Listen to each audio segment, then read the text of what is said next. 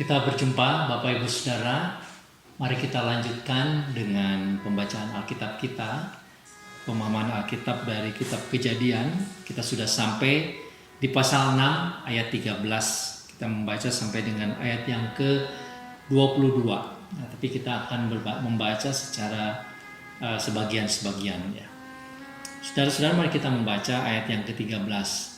Berfirmanlah Allah kepada Nuh, Aku telah memutuskan untuk mengakhiri hidup segala makhluk, sebab bumi telah penuh dengan kekerasan oleh mereka. Jadi aku akan memusnahkan mereka bersama-sama dengan bumi. Buatlah bagimu sebuah bahtera dari kayu gofir. Bahtera itu harus kau buat berpetak-petak dan harus kau tutup dengan pakal dari luar dan dari dalam.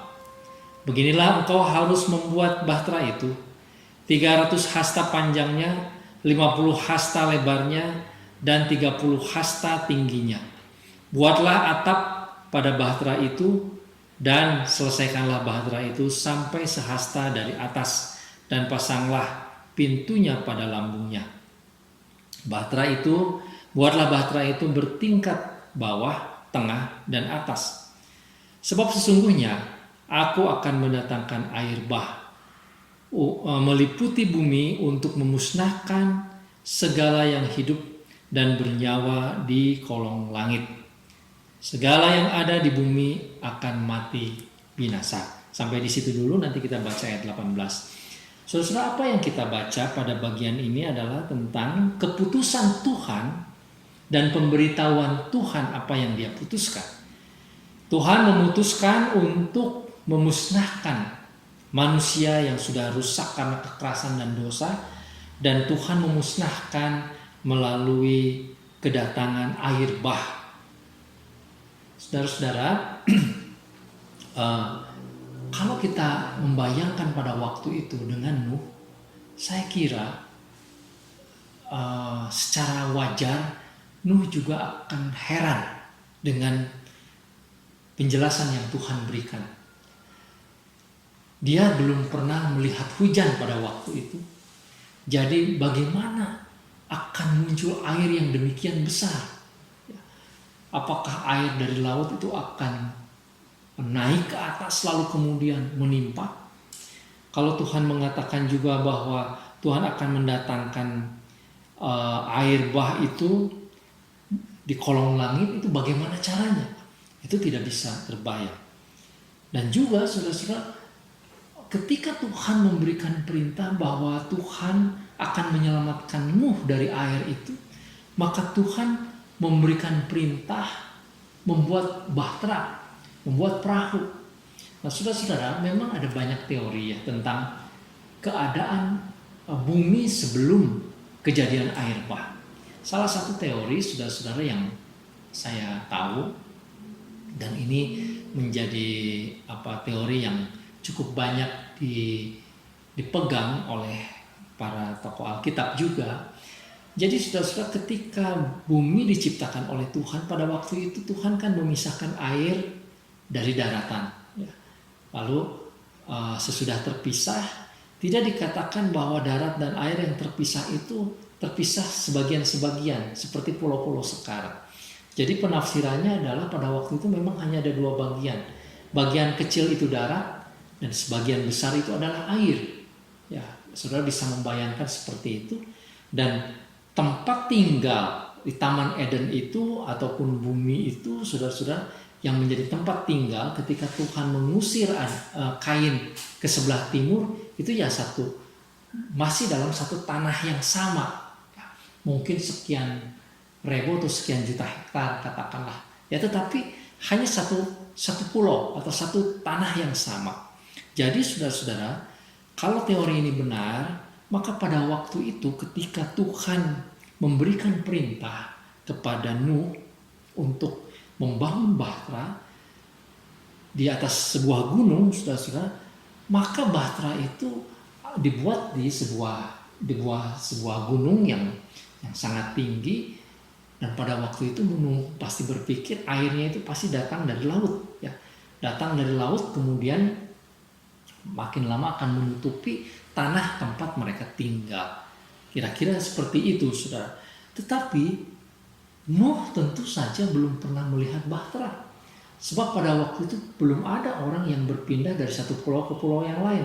Kan baru ada satu pulau. Jadi bentuk bahtera, bentuk perahu itu seperti apa, itu juga menjadi sesuatu yang mengherankan buat Nuh. Karena itu, saudara-saudara, kalau kita meyakini bahwa ini adalah memang sebuah kisah nyata, maka tentu yang dituliskan di dalam Alkitab ini adalah garis besar. Tetapi detailnya pasti Tuhan beritahukan kepadamu mengenai desain, mengenai bentuk, dan juga hal-hal yang mendetail, ya, yang menjadi keperluan bagaimana Nuh membuat bahtera itu tentu diberitahukan. Bagaimana Nuh mengambil kayu-kayu dari hutan, lalu kemudian memotongnya dan kemudian harus membuatnya yang sedemikian besar. Mungkin juga pada waktu itu bisa saja saudara-saudara Nuh itu menggunakan para ahli, tukang-tukang yang walaupun mereka tidak percaya, tidak masuk ke dalam bahtera, tetapi karena dibayar, bisa saja mereka membantu membuatnya, kita tidak tahu. Tetapi saudara-saudara, yang penting adalah bahwa Tuhan yang memberikan perintah kepada Nuh. Dan ini adalah inisiatif dari Tuhan. Tuhan yang memberi perintah. Jadi bukan Nuh sendiri yang mencari keselamatan. Tuhan memberitahukan bahwa bumi ini akan dimusnahkan, lalu Tuhan tinggalkan. Tidak. Tuhan memberitahukan bagaimana Tuhan akan menyelamatkan Nuh, yaitu melalui sebuah bahtera. Dibuat dari kayu gofir, dibuat berpetak-petak dan seterusnya dan seterusnya. Dan coba sudah bayangkan, perahu atau kapal bahtera yang begitu besar itu tidak mungkin dibuat oleh cuma 8 orang, ya. Pasti ada banyak orang yang membuatnya. Mereka barangkali mau membuatnya, mengangkutnya ke atas gunung, sesuatu yang ajaib, yang mengherankan, saudara-saudara. Tapi juga barangkali di sana terjadi sebuah proyek yang memang membutuhkan dana yang besar. Nah, saudara-saudara, tapi yang penting yang kita lihat di sini bahwa Tuhan berinisiatif untuk menolong. Dia bukan cuma memberitahukan hukuman, tetapi dia memberitahukan bagaimana keselamatan itu akan diberikan. Nah, jadi saudara-saudara, ini menjadi penting bagi kita untuk mengetahui kalau Tuhan mau menolong kita, dia akan memberikan pertolongan dengan caranya sendiri, dengan hikmat dari Tuhan. Bahkan sesuatu yang barangkali belum pernah terjadi, itu bisa terjadi kepada kita, saudara-saudara, karena Tuhan mampu untuk melakukannya. Selama Tuhan mau melakukannya, Tuhan akan melakukan. Selama Tuhan ingin melakukannya dengan kuasanya yang ajaib, dia akan lakukan. Saudara-saudara, ini membutuhkan iman dan membutuhkan percaya kita kepada Tuhan. Bagian ini menjadi pelajaran yang penting buat kita. Kemudian kita akan lanjutkan ayat 18 sampai ayat 22. Tetapi dengan engkau aku akan mengadakan perjanjianku, dan engkau akan masuk ke dalam bahtera itu. Engkau bersama-sama dengan anak-anakmu dan istrimu dan istri anak-anakmu. Dan dari segala yang hidup, dari segala makhluk, dari semuanya, haruslah engkau bawa satu pasang ke dalam bahtera itu, supaya terpelihara hidupnya bersama-sama dengan engkau. Jantan dan betina harus kau bawa. Dari segala jenis burung, dari segala jenis hewan, dari segala jenis binatang melata di muka bumi. Dari semuanya itu harus datang satu pasang kepadamu supaya terpelihara hidupnya. Dan engkau bawalah bagimu segala apa yang dapat dimakan. Kumpulkanlah itu padamu untuk menjadi makanan bagimu dan bagi mereka. Ini ayat yang penting, ayat 22. Lalu Nuh melakukan semuanya itu tepat seperti yang diperintahkan Allah kepadanya. Demikianlah dilakukannya. Saudara-saudara, perintah membuat bahtera saja sudah sesuatu yang mengherankan. Jadi kalau ada kita berimajinasi Nuh pada waktu itu menderita karena olok-olokan, pasti itu bisa terjadi. Bukan sesuatu yang mustahil. Bahtera itu belum pernah dibuat, apalagi begitu besar. Jadi pasti saja menjadi olok-olokan, menjadi sesuatu yang dianggap mimpi, yang mengherankan. Ini keluarga yang penuh dengan mimpi. Tetapi Nuh melakukan semuanya tepat seperti yang diperintahkan Allah. Mengapa begitu, saudara? Kita tahu jawabannya sebetulnya dari ayat yang di awal. Karena Nuh memang hidup bergaul dengan Allah. Dia percaya sepenuhnya kepada Allah. Allah tidak pernah berdusta. Nuh melihat bahwa Tuhan Allah murka kepada manusia dan akan menghancurkan manusia. Nuh tahu bahwa Tuhan akan menyelamatkan dia. Menyelamatkan melalui bahtera yang dia buat. Yang sesuai dengan perintah Tuhan. Jadi sudah di sini kita melihat ada dua cara berpikir yang berbeda. Nuh bersama keluarganya melihat rencana Allah, zaman atau waktu yang Allah tetapkan di dalam rencana dan kehendak Allah. Sedangkan orang-orang di dunia pada waktu itu mungkin mempunyai rencana yang lain. Mereka membangun peradaban untuk masa depan yang berbeda. Saudara-saudara, kita orang-orang yang percaya kepada Tuhan seringkali juga berhadapan dengan situasi yang sama seperti itu, apalagi di zaman seperti ini. Saya tidak mengatakan bahwa program pemerintah, rencana dalam dunia ini menjadi sia-sia, tidak begitu. Tetapi saudara-saudara, seringkali bahwa Tuhan mempunyai rencananya untuk menyelamatkan orang-orang percaya dengan cara, jadwal, dengan hikmat, dengan model yang berbeda dibandingkan persiapan manusia untuk mencapai masa depannya. Dan kita melihat di sini sangat jelas, manusia waktu itu pasti memikirkan masa depan mereka, memikirkan kemakmuran mereka, memikirkan kehidupan sosial mereka yang penuh dengan kesenangan duniawi itu, saudara. Tetapi Tuhan memberitahu pada Nuh bahwa itu akan hilang, akan lenyap. Nuh akan diselamatkan dengan cara yang lain.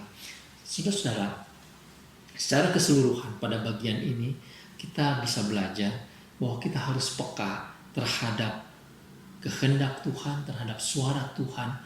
Kita harus peka terhadap waktu Tuhan. Kita harus peka terhadap jalan Tuhan.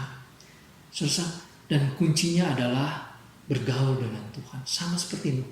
Kalau seorang bergaul dengan orang yang memimpin dia, maka dia akan lama-lama tahu jadwalnya, persiapannya, niatnya, langkah-langkah yang diambilnya. Nah, begitulah kita dengan Tuhan. Begitulah Nuh dan keluarganya dengan Tuhan. Bisa mengetahui semuanya, menjadi yakin karena dia bergaul dengan Tuhan.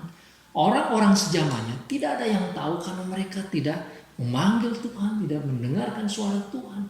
Jadi sangat jelas. Nah, saat ini, saudara-saudara, kita harus membuka mata, membuka telinga, membuka hati kepada kebenaran firman Tuhan. Mungkin saja Tuhan menginginkan hal yang berbeda di tengah-tengah situasi pandemi ini. Sekali lagi, saudara-saudara, saya tidak mengatakan bahwa prediksi-prediksi, rencana-rencana para pemimpin negara itu adalah sia-sia, kita tidak tahu. Tetapi saudara, mari kita mendengarkan suara Tuhan. Mari kita memasang telinga, membuka mata kita, membuka hati kita untuk melihat bagaimana Tuhan menuntun orang-orang percaya di tengah-tengah situasi yang tidak menentu, di tengah-tengah keadaan yang penuh dengan dosa. Saya pikir ini poin penting pada bagian yang kita baca. Kiranya Tuhan memberkati kita, saudara. Mari kita berdoa. Bapa, sekali lagi kami mohon anugerah-Mu. Berilah kepada kami telinga yang mendengar, mata yang melihat, hati yang terbuka kepada segenap kehendak dan rencana Tuhan. Firman Tuhan menuntun kami, membawa kami kepada kebenaran. Firman Tuhan menuntun kami kepada keselamatan. Karena itu biarlah kami semakin melihat dan menyadari kebenaran firman. Tolong kami ya Bapa. Di dalam nama Tuhan Yesus kami berdoa. Amin. Tuhan Yesus memberkati kita sekalian. Sampai berjumpa.